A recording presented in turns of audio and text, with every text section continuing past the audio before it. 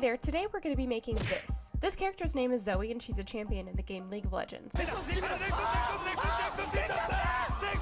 As the embodiment of mischief, imagination, and change, Zoe acts as a cosmic messenger heralding major events that reshape worlds. So she's like a sparkly, adorable newsie. I think this thing is supposed to be her yo-yo, but I used a real yo-yo for her yo-yo, so this just sits there.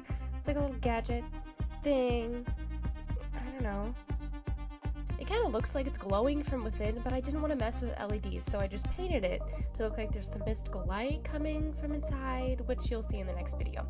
Also, you can't even see this in any of my final cosplay photos, so I had to make a video to prove that I made it, and also for educational purposes. So we're going to need a couple of things before we get started. Some paper, printer paper, notebook paper, whatever.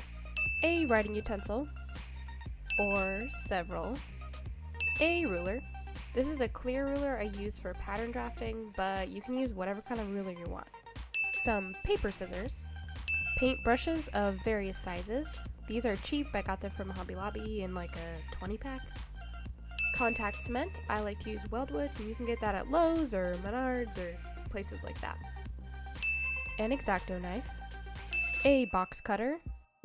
Different thicknesses of craft foam. I got this stuff at the good old Hoblob, but there's also a lot of places online where you can purchase this, and I'll link those down below. You also might need those thick foam floor mats that people use for home gyms. You can usually find these at a hardware store, but there's also places online to get this thickness of foam if you need it. And since this is a Thibra tutorial, you're gonna need some Thibra. I got this from Arda. You can buy wigs there too, but they also sell a lot of cosplay supplies. They have a lot of good stuff. Go check them out. You're also gonna need a heat gun, a Dremel, and some leather. Probably not quite that much. Disclaimer.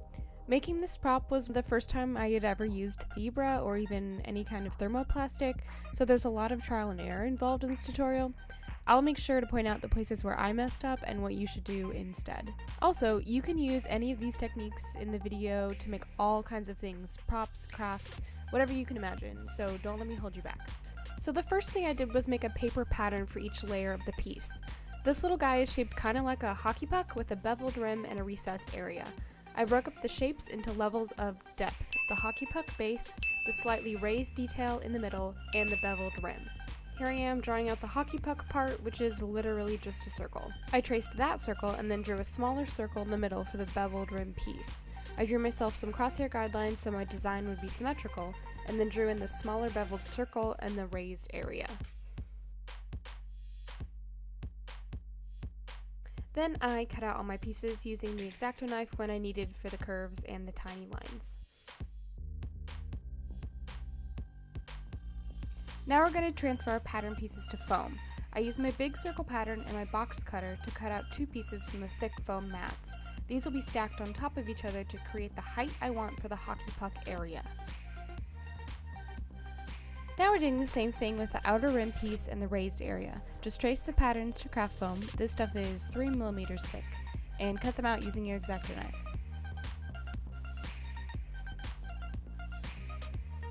I ended up using another piece from the raised area pattern, so there would be a bigger difference between the beveled edge and the raised area in the middle.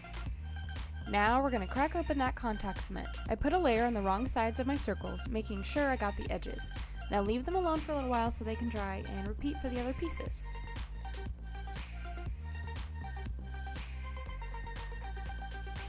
Once everything is dry, you can stick it all together. Make sure to line up your pieces carefully. The contact cement is very sticky, and you don't want to have to peel the pieces apart to replace them. Before I placed my blue pieces onto the hockey puck base, I got out my Dremel to do some shaping. I started by removing the overhang where the pieces didn't match up precisely to give me a perfect smooth edge. I did this only on the inside areas of the pieces since I'm going to shape the outer sides when I attach it to the base.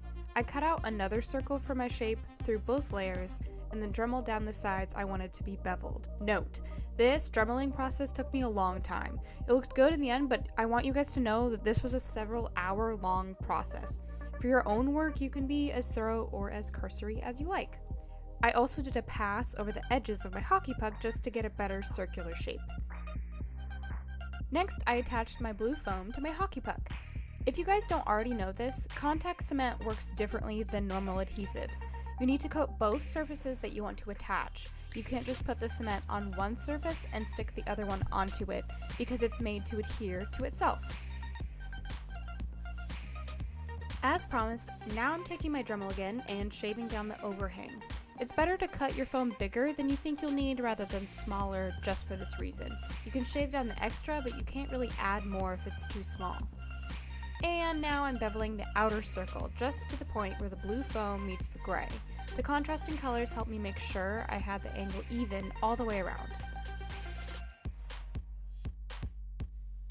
Okay, our foam base is finally finished and ready for Thibra.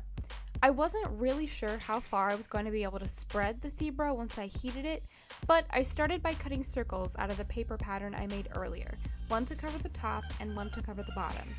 To cover the sides, I measured the height of my base and then cut a long strip to match the height and the circumference. Thibra can be cut fairly easily with craft scissors. I used my box cutter for the circles because cutting from such a big piece of Thibra with scissors was proving kind of cumbersome. Now it's time to get that Thibra on there. I read online that Thibra doesn't stick to surfaces by itself when it cools, so I decided to add a layer of contact cement. As you're going to see in a second, this was a learning process. I started with the Thibra piece laying on the contact cement covered surface and turned my heat gun onto the lowest setting. Thibra has a fairly low melting point, and once it reaches that temperature, it becomes pliable very quickly. It will also pick up your fingerprints, as you can see here. Too much heat too quickly will cause it to bubble. I'm not sure if this is because of the contact cement underneath or if Thibra just does this. My suggestion is try to heat the Thibra as evenly as possible and try not to overwork the surface. It starts out very smooth, but once you fold it or gouge it, it can be difficult to smooth out again. I got frustrated with the bubble in the back, so I moved on and decided to come back to it later. While it was still warm, I dragged the Thibra carefully down the sides of the hockey puck part so it would underlap the circumference piece. Once I was happy with that, I moved on to cover the top with Thibra. I put on my layer of contact cement, and once it was dry, I positioned my Thibra circle on top. Now, getting the Thibra to sink into all of the crevices of the foam took a lot of trial and error. It didn't want to droop into position with heat alone, so I tried a couple of different things to shape it.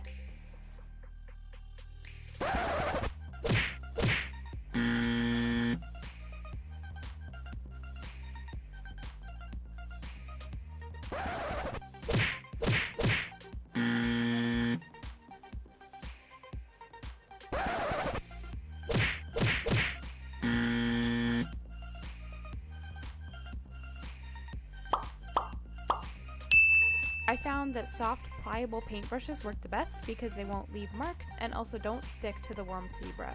You can actually get silicone tools to do this sort of shaping as well if you want to spend the money on them. This process took a long time as well. As you can see, it's dark out at this point and I had to turn on a lamp. Something to keep in mind, air can get trapped in concave areas and prevent you from doing any shaping. I had to pull up the edge of my Thibra to allow the air to escape, so I suggest working from the center outwards. Alright, once I got the top pretty much where I wanted it, I moved on to put the Thibra on the sides. I held my circumference piece in place and heated it a bit at a time until it drooped and I could bend it around the prop.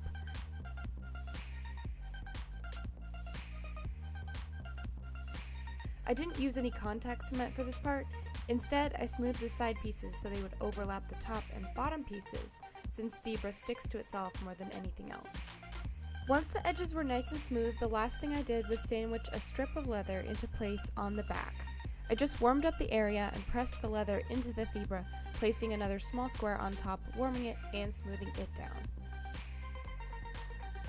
And with that, the foam and Thibra portion of Zoe's little yo-yo thing is finished. I hope this Thibra tutorial was useful to you guys. If you have any questions, just leave them in the comments and I'll try to help you. I'll show you how to paint this sucker in part 2 of this video, so keep an eye out for that. Also, let me know if you guys would like me to make other cosplay tutorials, and I'll try to make them happen. Thank you so much for watching!